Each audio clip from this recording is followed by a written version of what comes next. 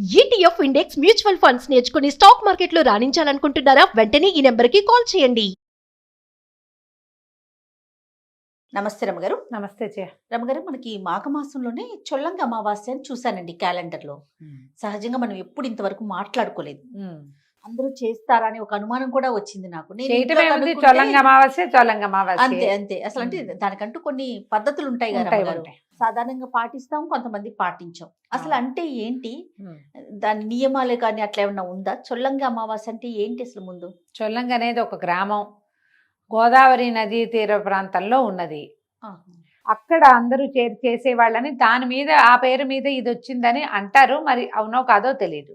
మౌని అమావాస్య అంటారు ఈ రోజుని. ఈ చొల్లంగి అమావాస్య అంటే మాఘమాసంలో కాదు, మాఘమాస ప్రారంభానికి ముందొచ్చే అమావాస్యని చొల్లంగి అమావాస్య అంటారు. ఈ అమావాస్య వచ్చిన మరుసటి రోజు నుంచి మాఘమాసం ప్రారంభం అవుతుంది. పుష్యబహుళ అమావాస్య అని కూడా అంటారా? ఇదే, అది పుష్యమాసంలోనే ఉంది అది.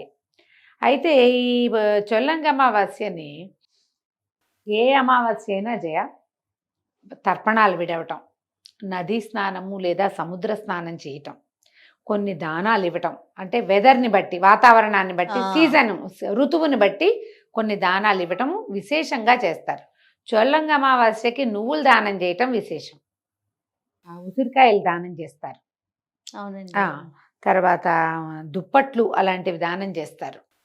అవకాశం ఉంటే చేసుకోవచ్చు. ఈ చొల్లంగి అమావాస్య విశేషంగా ఎక్కడ జరుపుతారంటే, మన తిరువళ్ళూరు వీరరాఘవ స్వామి వారి దేవస్థానం ఉంది.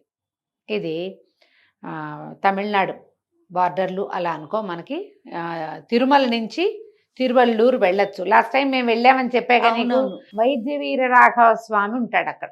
వీరరాఘవ స్వామికి తల కింద మందుల సంచి పెట్టుకుని పడుకుని ఉన్నట్టుగా కనపడతాడు. వీరరాఘవుడు చాలా విశేషమైన వాడు. ఆరోగ్యం సిద్ధిస్తుంది అక్కడికి వెళ్తే. Okay okay. ఎక్కడా కుదరని సమస్యలు తిరువళ్ళూరులో ఆ ఊరు దర్శనం చేసుకుని అక్కడ నిద్ర చేస్తే తీరుతుంది. ఈ తిరువళ్ళూరులో ఒక్కొక్క కోనేరు ఉంది. ఆ కోనేరులో బెల్లము, ఉప్పు సమర్పిస్తారు జయ. చొల్లంగి అమావాస్య నాడు బెల్లం సమర్పించడం చాలా విశేషం. ఉప్పు కూడానండి? ఉప్పు కూడా. ఉప్పు కొన్ని సందర్భాల్లో అందరు సాధారణంగా అక్కడ సమర్పించేది బెల్లం. ఇప్పుడు మనం అక్కడికి వెళ్ళలేము. మనం ఆ చొల్లంగి అమావాస్య నాడు మగవాళ్ళ తర్పణాలు విడిస్తే, స్త్రీలు పిల్లలు ఒక బకెట్ తోటి కానీ ఒక పాత్రతోటి కానీ నీళ్లు పెట్టి దానికి ప్రదక్షిణ చేసి అందులో బెల్లం వేస్తారు. ఓకే.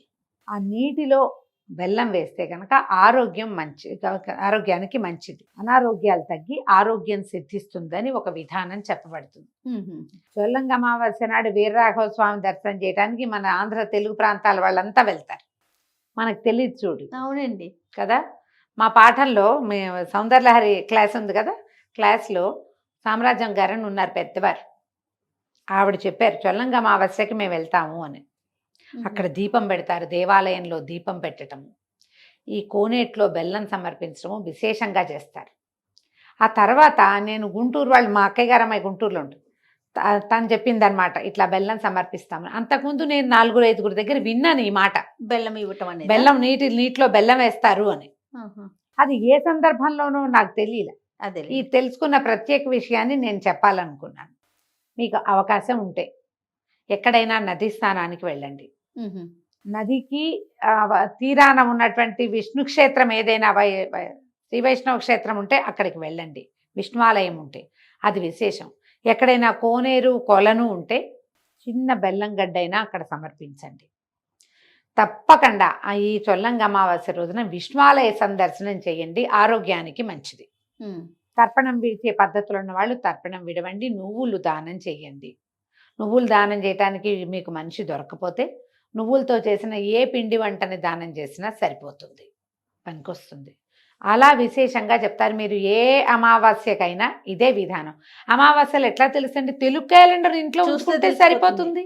మీరు ఏవేవి పర్వదినాలు పాటించాలనుకుంటారో ఆయా పర్వదినాలను గుర్తుపెట్టుకుంటే సరిపోతుంది కదా. అవునండి. ఇలా ఆలోచించండి. ఈ చొల్లంగి అమావాస్య మర్నాటి నుంచే మాఘమాసం ప్రారంభం అవుతుంది. మాఘమాస ప్రత్యేక విధులు కొన్ని ఉన్నాయి, అవి మళ్ళీ చెప్పుకుందాం మనం. తప్పకుండా రమ్మగారు. నమస్తే. నమస్తే.